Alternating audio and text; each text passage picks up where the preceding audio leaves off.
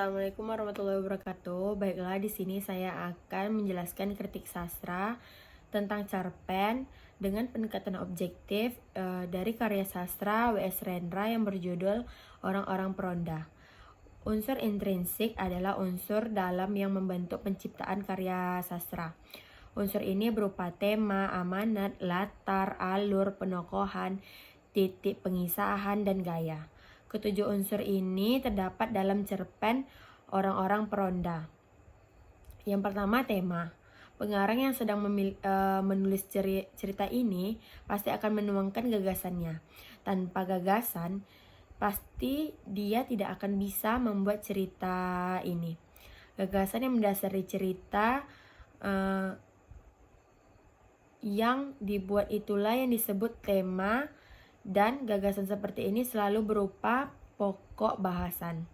Tema atau pokok persoalan cerpen Orang-orang Peronda adalah pentingnya para peronda untuk mengamankan kampung. Gambaran ini terlihat pada halaman 54. Berikut ini kutipannya. Bagaimanapun, peronda itu sangat kecil artinya bagi penjaga keamanan. Namun, ia memang berarti besar sebagai lambang persatuan antara penduduk kampung kami. Ini sangat penting sekali bagi kehidupan kami. Amanat dalam cerita ini, gagasan atau pokok persoalan dituangkan sedemikian rupa oleh pengarang sehingga gagasan itu mendasari seluruh cerita.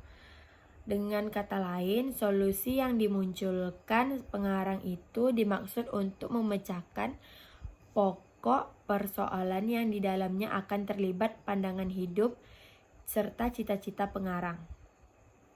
Hal inilah yang dimaksud dengan amanat. Jadi amanat pokok yang terdapat pada cerpen Orang-orang Peronda adalah lakukan semua dengan ikhlas supaya apa yang selama ini dikerjakan tidak sia-sia. Karena selama semua itu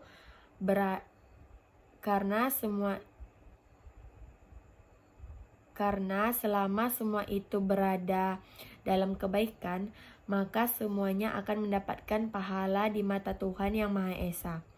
Latar belakang dalam cerpen ini yaitu ada 3. Yang pertama, latar tempat.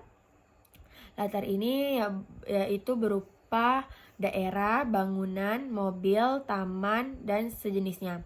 Latar tempat yang ada di dalam cerpen ini jelas disebutkan oleh pengarangnya sebagai berikut. Contoh kutipannya yaitu lagu-lagu ludruk semacam sandiwara ketoprak dari Surabaya sekarang sangat populer di kampungku. Lalu selanjutnya, di rumahku dulu misalnya pernah ada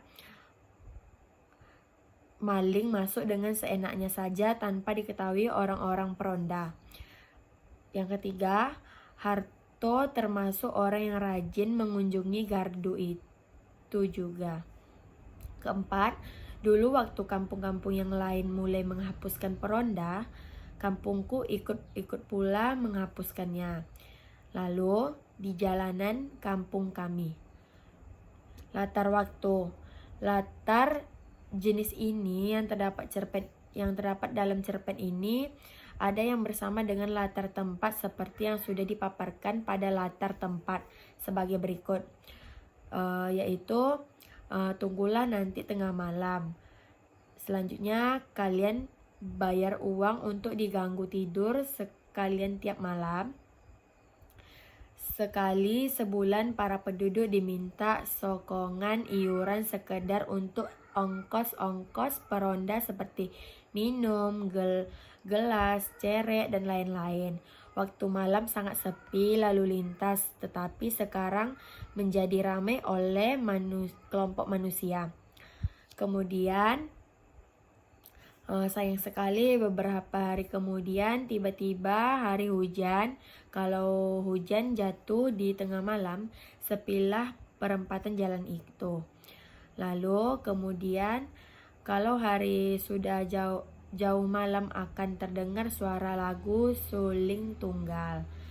Alur yang terdapat dalam cerita W.S. Rendra ini, menurut W.S. Rendra, pada majalah Kisah Februari 1955 diartikan sebagai peristiwa yang diceritakan panjang lebar pada suatu rangkaian tertentu dan berdasarkan hubungan itu memiliki struktur seperti berikut. Aku senang hidup di kampungku. Sehabis belajar untuk menyenangkan diri, kalau tak pergi menonton, aku selalu pergi bergaul dengan para tetangga ke Gardu. Enak sekali ikut berkeliling dengan para peronda, dengan memukuli kentong dan nyanyi-nyanyi.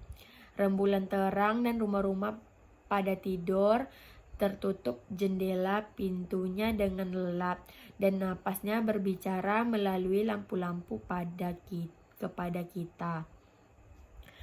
Penokohan yang dimaksud dengan penokohannya ini, bagaimana pengarang menampilkan perilaku tokoh-tokohnya berikut wataknya sebagai berikut. Tokoh itu begitu peran dalam cerpen ini, karena aku menjelaskan bagaimana para peronda yang setiap malam berjaga untuk mengamankan kampungnya supaya tidak ada maling. Tokoh Parko, seorang anak lelaki kurus yang mencoba untuk bergabung dengan para peronda dan mencoba mencocokkan diri dengan orang-orang tuanya karena ayahnya yang selalu kasar. Tokoh Harto, orang-orang yang rajin mengunjungi Gardu dan ia tetap hidup terjamin, istri yang bekerja untuk anaknya. Tokoh Pak Iman, banyak omong tentang anak-anaknya. Ia kesempatan untuk memperagakan anak-anaknya karena anak-anaknya maju semua sekolahnya. Lalu ada tokoh Dalimin. Tokoh Dalimin ini masih muda tetapi perokok sekali. Bibirnya menjadi aneh. Ia tak pernah membeli rokok tetapi selalu meminta pada teman-temannya. Tokoh Den Darsi, yaitu seorang janda muda yang sedikit nakal. Sebenarnya dia baik, cuman saja dia dianugerahkan nafsu yang lebih besar dari orang-orang lainnya. Titik pengisahan. Yang dimaksud dengan titik pengisahan yaitu kedudukan atau posisi pengarang dalam cerita tersebut. Dalam cerita Orang-orang Peronda, W.S. Rendra memposisikan dirinya dalam cerita ini sebagai penulis, sebab secara langsung pengarang menceritakan cerita ini dari awal hingga akhir. Itu saja yang dapat saya sampaikan. Lebih dan kurang saya mohon maaf. Wabillahi taufiq wal hidayah. Wassalamualaikum warahmatullahi wabarakatuh. Terima kasih.